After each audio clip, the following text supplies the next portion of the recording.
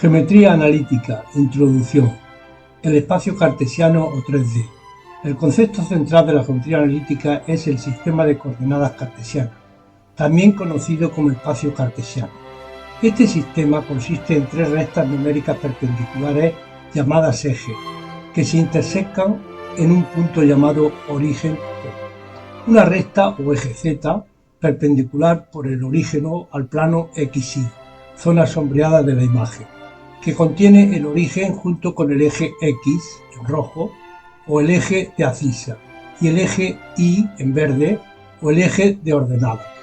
Cualquier punto en el espacio puede ser unívocamente identificado por una terna ordenada de números X, Y, Z, donde X es la coordenada en el eje X, e Y es la coordenada en el eje Y, y Z es la coordenada en el eje Z. Esta representación numérica de puntos es la clave para traducir problemas geométricos a un lenguaje algebraico. Evidentemente, cualquier terna de números reales es un punto de este espacio. Aquí tenemos los ejes, el eje Z en azul, el eje Y en verde y el eje X en rojo. Hemos considerado un punto, el punto A, y vemos las perpendiculares bajadas hasta los planos XY, hasta el plano XZ y hasta el plano YZ. Y después desde ahí las perpendiculares a los ejes respectivos para obtener las coordenadas. Las coordenadas a X, a Y y a Z. Representación del punto A de coordenadas 4, 2, 5. Una vez elegido el punto origen O y trazados los tres ejes X, Y, Z, consideramos un punto cualquiera A del espacio y vamos a determinar sus coordenadas cartesianas.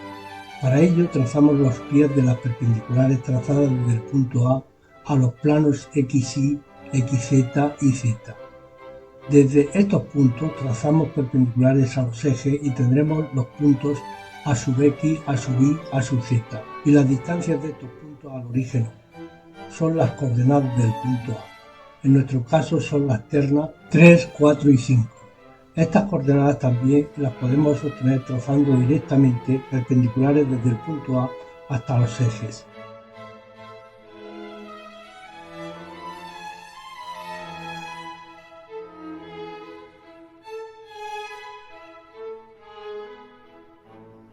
Ahora desplazamos el punto A por el espacio y vamos observando sus coordenadas.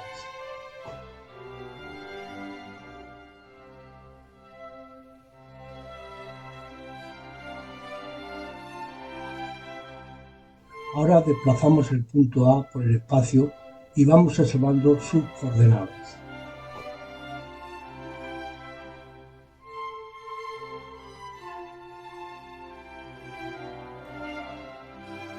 Continúo esta introducción exponiendo unos cuantos ejemplos de aplicaciones actuales de la geometría analítica. Primer ejemplo, podemos crear un cubo ABCDFGH y luego moverlo y rotarlo en un entorno 3D. Para ello basta con asignar las ternas correspondientes a los 8 vértices del cubo y después podemos aplicarle una traslación o giro, situar su nuevo centro en cualquier punto del espacio. Este ejemplo demuestra cómo la geometría analítica proporciona el lenguaje matemático para describir y manipular objetos en un espacio 3D, siendo la base de cualquier software de modelado, animación o motor de juego. Es la razón por la que podemos intentar interactuar con mundos virtuales de manera tan fluida. Aquí tenemos la representación del cubo, sus A, B, C, D, F, G, H, I y sus las coordenadas correspondientes que le hemos asignado. Es un cubo centrado en el origen del lado 2. En el siguiente ejemplo, tenemos un satélite en el espacio 3D. Está inclinada, esta es la X, esta es la representación de la Tierra y esta es la órbita.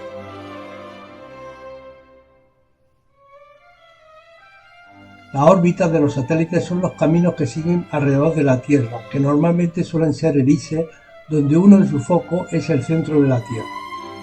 Sin embargo, para determinar la posición de un GPS receptor, lo que importa son las posiciones exactas de los satélites en el momento en que transmitieron su señal. El GPS receptor utiliza estas posiciones conocidas y las distancias calculadas a cada satélite basadas en el tiempo de viaje de la señal, para, mediante el principio de la trilateración o esferas de intersección, determinar su propia ubicación. Normalmente se utilizan 4 satélites para este trabajo y evitar errores. Aquí tenemos pues la representación de la órbita de uno de dichos satélites. Determinación de la posición del receptor GPS TU mediante trilateración. 1. Cada satélite GPS que gira a la misma velocidad que la Tierra emite una señal de radio que contiene información sobre su ubicación precisa en el espacio, coordenadas x sub s, x sub y, xz sub s, y el momento exacto en que se envió la señal t sub s. 2. Tu receptor GPS en la Tierra recibe estas señales de varios satélites, idealmente 4 o más para una buena precisión tridimensional y para corregir errores de reloj. 3. El receptor mide el tiempo que tarda la señal en llegar desde cada satélite, T sub R menos T sub S, es decir, T sub receptor y el tiempo menos el tiempo entre el satélite. Sabiendo que la señal viaja a la velocidad de la luz, o sea, C igual a 300.000 km por segundo, puede calcular la distancia D sub S a cada satélite utilizando la fórmula fundamental D igual a C por T sub R menos T sub S. A partir de este momento entra en juego la geometría analítica. Aquí tenemos una representación de 4 satélites transmitiendo señales hasta el receptor. Sea D sub S es igual a 1, 2, 3, 4 la distancia del satélite I al GPS receptor, y sea X sub S, Y sub S, Z sub S la posición del satélite S. Consideremos las 4 esferas con centro X sub S, Y sub S, Z sub S y de radio D sub S. Nuestro GPS se encuentra en la superficie de las 4 esferas. Luego, resolviendo el sistema de ecuaciones formado por las ecuaciones de las 4 esferas, obtenemos el punto exacto. Aquí tenemos las ecuaciones de las 4 esferas. X menos x1 al cuadrado más y menos x1 al cuadrado más z menos z1 al cuadrado igual a d1 al cuadrado. Esta es la distancia al satélite 1. Aquí será la distancia al cuadrado de la distancia al satélite 1. Y aquí el cuadrado de distancia al satélite 3 y aquí el cuadrado de distancia al satélite 3. Como último ejemplo, consideremos la planificación de movimiento y control de un brazo robótico. Para entendernos, primero aclaremos varios conceptos. Un brazo robótico es un conjunto de segmentos rígidos, eslabones, conectados por articulaciones prismáticas que permiten el movimiento. Al final del brazo se suele encontrar un efector final, pinza, herramienta, etc. La planificación de movimientos consiste en determinar la trayectoria que debe seguir el efector final de un robot desde un punto inicial hasta un punto final, considerando la presencia de obstáculos y cumpliendo con las restricciones establecidas. El control es implementar los algoritmos para que los motores de las articulaciones muevan el brazo según la trayectoria planificada. Como ejemplo, consideraremos un brazo robótico simplificado con 2 eslabones y 2 articulaciones rotacionales y unas pilas. Trabajamos únicamente en el plano. Este es el robot con 2 eslabones, eslabón 1 y eslabón 2. El eslabón 1 longitud L1 articulado en el origen 0, 0 y el eslabón 2 longitud L2 articulado en el final del eslabón 1. Articulación 1, ángulo Q1 respecto al eje X positivo. Articulación 2, ángulo Q2 respecto a L1. El ángulo Q2 respecto a L1. Efector final, P, el punto en el extremo del eslabón 2, P sub X, P sub Y, P sub X, P sub Y. A partir de este momento entra en juego la geometría analítica. Necesitamos saber cómo se calcula la posición del efector final P, dados los ángulos Q1 y Q2 de las articulaciones. Las coordenadas del final del eslabón 1 es P sub 1 igual a L sub 1 por el coseno de Q sub 1, L sub 1 por el seno de Q sub 1. Las coordenadas del eslabón del efector final P sub X, P sub Y se obtienen sumando el vector del eslabón 2 al final del eslabón 1. El ángulo del eslabón 2 respecto al eje X es Q sub 1 más Q sub 2. Luego P sub X será igual a L sub 1 por el coseno de Q sub 1 más L sub 2 por el coseno de Q sub 1 más Q sub 2.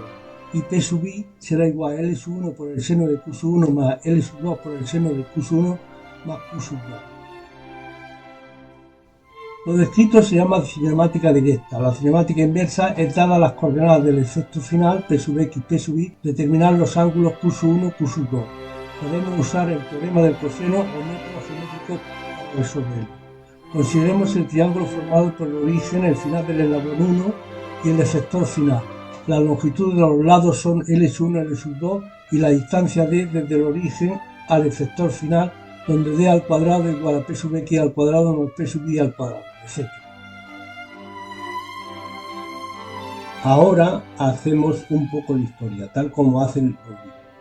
La palabra griega geometría significa, en primer lugar, medida de tierra, y de esto deducimos que esta rama de la matemática es una ciencia experimental. Ya desde muy antiguo los primitivos griegos, bajo el influjo del pensamiento de Platón, 427 al 347 a.C., dieron a la geometría una forma muy abstracta, siendo esta ciencia la primera en axiomatizarse. A partir de las experiencias se coleccionaron una serie de principios o axiomas que fueron el origen de una geometría puramente abstracta. El trabajo fundamental sobre este tema son los elementos de Euclides de Alejandría, en Egipto, que se publicaron sobre el 300 a.C. Posteriormente apareció la geometría analítica. El origen de su nombre procede de la lógica analítica de Aristóteles, 384-322 a.C. Se sirve de herramientas de cálculo y de representación de los puntos mediante valores numéricos aproximados. Propuesta en primer lugar por el matemático y filósofo G. W. Leibniz, 1640-1716 en Hannover en 1692, que les llama coordenadas o sistemas de coordenadas según el geómetra y lingüista H. Grassmann. En 1877. Ejemplos de representaciones de los puntos de un plano mediante su distancia a dos rectas perpendiculares o eje ya los tenemos en los antiguos egipcios al medir tierras o construir templos. También aparecen ejemplos de Arquímedes de Siracusa, 287 al 212 a.C., en Apolonio de Pérgamo, 287 al 212 a.C., y el del astrónomo J. Kepler, 1571-1630. Pero la geometría analítica actual se considera que comienza después de la emergencia del álgebra y de la posibilidad de aplicar sus métodos a las coordenadas. Por esto se asigna el descubrimiento de la geometría analítica a dos sabios franceses, a saber, el jurista Pierre de Fermat, en Toulouse, 1601 a 1665, y el filósofo René Descartes, 1596 a 1750.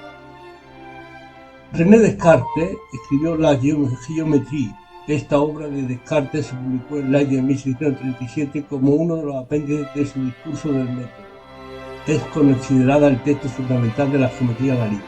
En ella, Descartes introduce la idea de representar puntos y curvas mediante coordenadas y ecuaciones.